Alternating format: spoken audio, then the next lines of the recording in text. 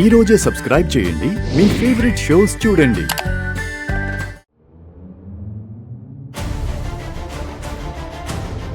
నువ్వు మా ఇంట్లోనే ఉందుగానమ్మా. నువ్వు మాతో పాటు మా ఇంట్లోనే ఉండు, ఓకేనా? నిత్య, కొన్ని రోజులు మాలాగారింట్లోనే ఉండి పోయిన నీ పాస్పోర్ట్, వీసా, కార్డ్స్ అన్నీ ఏర్పాటు చేసుకోవచ్చు. ఇంకేం ఆలోచించకమ్మా, మాతో పాటు రా. సరే ఆంటీ. రా అమ్మా. Driver, car. సుందరి ఎక్కువ.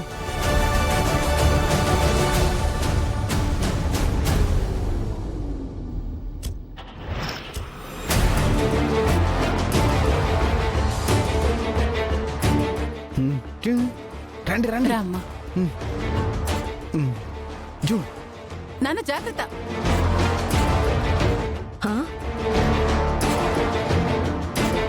రా అమ్మా. అత్తయ్య గారు,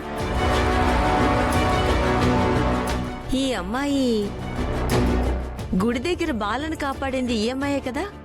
అవునత్తయ్య, తన పేరు నిత్య. నమస్కారం బామ్మగారు. నమస్తే. ఆయన బాలా వాళ్ళ నాన్నగారు. తెలుసా ఆంటీ, గుడి దగ్గర చూసాను కదా. డాడీ, ఈ రోజు నుంచి నిత్య మనతోనే ఉంటుంది. తను యుఎస్ నుంచి వచ్చిందంట. తన పాస్పోర్ట్, కార్డ్స్ అన్నీ రౌడీలు లాక్కుని పారిపోతూ ఉంటే మన బాలా త్రిపురలో వాళ్ళని పట్టుకోవడానికి చాలా ప్రయత్నం చేశారు. డాడీ, వాళ్ళు చాలా ఫాస్ట్గా పరిగెత్తారు. తనకి ఇక్కడ ఎవరూ లేరు అంటే నేనే దగ్గరుండి తనని ఇంటికి తీసుకొచ్చాను. మంచి పని చేసావు యశోద. తను మన బాలాన్ని కాపాడింది. తను ఇబ్బంది పడుతున్నప్పుడు మనం హెల్ప్ చేయడం కరెక్ట్. అమ్మా నిత్య, ఇది నీ ఇల్లే అనుకో. మొహమాటం లేకుండా ఎన్ని రోజులైనా ఇక్కడే ఉండొచ్చు. మీ అందరికీ చాలా థ్యాంక్స్ అండి. యు వెల్కమ్ నిత్య. తను చాలా టైర్డ్ అయినట్టుంది. త్రిపుర, నిత్యకి గెస్ట్ రూమ్ చూపించు. అలాగే బామ్మగారు. నిత్య, రండి. బాలగారు, నేను ఫ్రెష్ అయ్యి వచ్చాక మీతో ఆడుకుంటాను.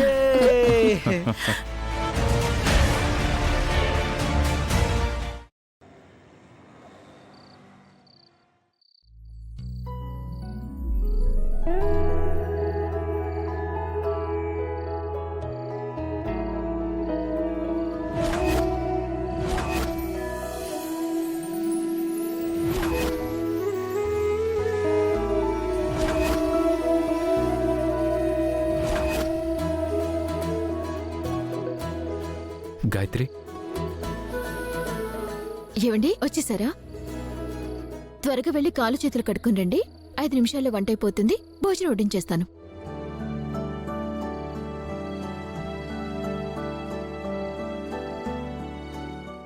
మిమ్మల్నేనండి. వెళ్ళి కాలు చేతులు కడుక్కుని రండి. ఈ సరుకులని ఎక్కడివి గాయత్రి?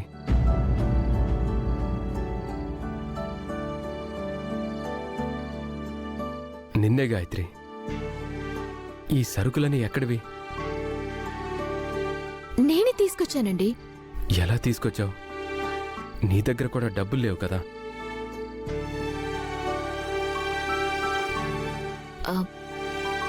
అవన్నీ ఇప్పుడు ఎందుకులేండి, తర్వాత మాట్లాడుకుందాం. ముందు మీరు వెళ్ళి కాలు చేతులు కడుక్కుని రండి. నేను వంట చేసేస్తాను. నిజం చెప్పు గాయత్రి, ఈ సామాన్లన్నీ తీసుకురావడానికి నీకు డబ్బులు ఎలా వచ్చాయి? ఇప్పుడు ఎందుకండి అవన్నీ? తర్వాత మాట్లాడదామంటున్నాను కదా. చెప్పు గాయత్రి, ఎలా తీసుకొచ్చావు ఇవన్నీ? అదేనండి, నేను వర్క్ చేసిన రియల్ ఎస్టేట్ కంపెనీ వాళ్ళు నాకు రావాల్సిన కమిషన్ డబ్బులు వేశారు. ఆ డబ్బులతోనే ఇవన్నీ తీసుకొచ్చాను. నా వల్ల నువ్వు చాలా ఇబ్బంది పడుతున్నావు కదూ? ఏం మాటలండి అవి? నా వల్లనే కదా. మీరు అవుట్ హౌస్కి వచ్చి ఇబ్బందులు పడుతుంది. అది నీ తప్పు కాదు. ఆ విషయం పక్కన పెడితే కనీసం కట్టుకున్న పెళ్ళానికి సరిగ్గా తిండి కూడా పెట్టలేని అసమర్థుడిలా నాకు నేనే అనిపిస్తున్నాను. ఏంటండి ఆ మాటలో? అయినా ఎవరు తెస్తే ఏంటి? మీరు తెస్తే ఒకటి, నేను తెస్తే ఒకటినా? ఎవరు తీసుకొచ్చినా సంసారం నడవటం ముఖ్యం.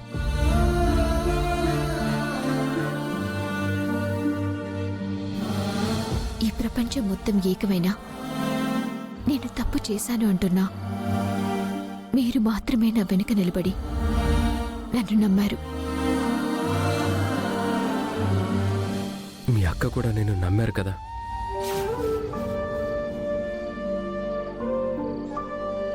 త్రిపుర గారికి నువ్వంటే ప్రాణం. ఏమండి, దయచేసి మీరు మా అక్క గురించి మాట్లాడకండి. మా అక్క నన్ను మోసం చేసింది. అలా మాట్లాడ గాయత్రి.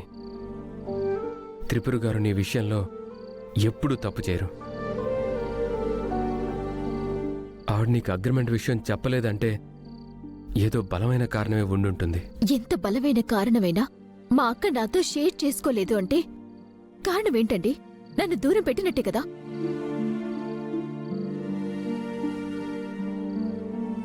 నన్ను దూరం పెట్టిందంటే నన్ను పరాయిదాల్లా చూస్తుందనేగా.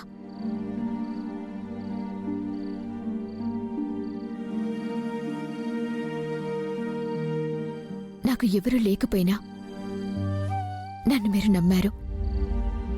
నా కోసం మీరున్నారు. నాకది చాలండి.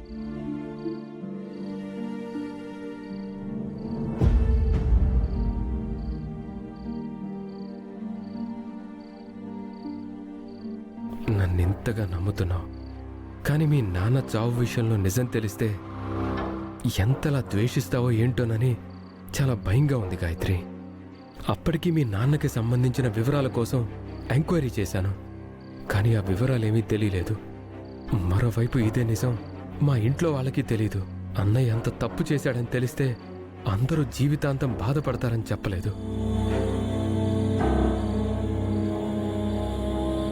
ఇప్పటికే వాళ్ళు అన్నయ్య ఎలా అయిపోయాడని బాధపడుతున్నారు.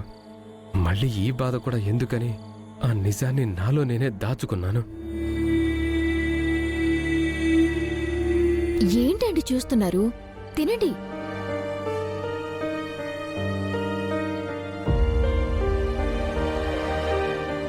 దేవుడు మా అన్నయ్య వలన చనిపోయిన వ్యక్తినే నాకు మామగారిని చేశాడు. ఆయన చిన్న కూతుర్ని భార్యగా చేశాడు. బహుశా ఇది జరిగిన విషాదానికి రుణం ఇలా తీర్చుకోమనే అనుకుంటా.